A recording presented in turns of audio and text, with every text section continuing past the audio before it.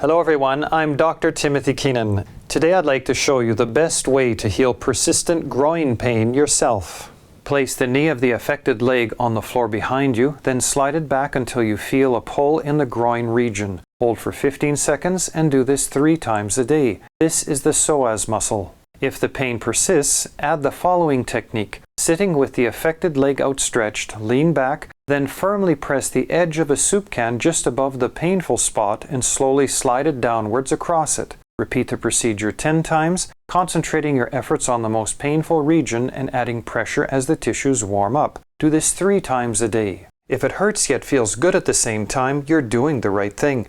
It's that simple. Try it for a week. If you feel improvement, continue treating yourself at the same intensity until you're perfectly healed. If you have less pain when getting up and fewer menstrual cramps, it's proof that you're healing and you should congratulate yourself. If you treat yourself as I've described, you should be completely healed in 1 to 3 weeks, depending on the severity of your condition.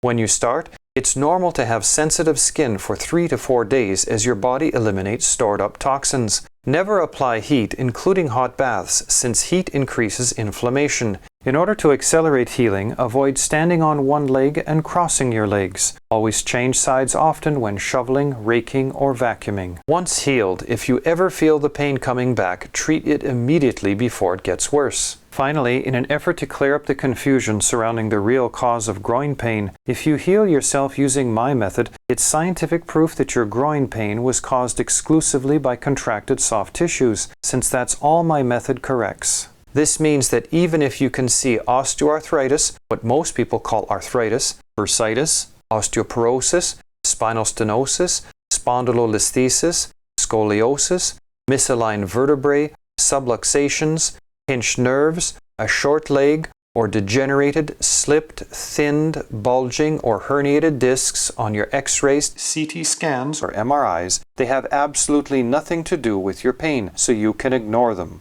Only 5% of groin pain is caused by things other than contracted soft tissues, muscles, ligaments, tendons, and fascia, so you have a 95% chance of healing yourself when you use my method correctly. If you have excruciating abdominal pain, you may have an acute appendicitis, so get to a hospital immediately.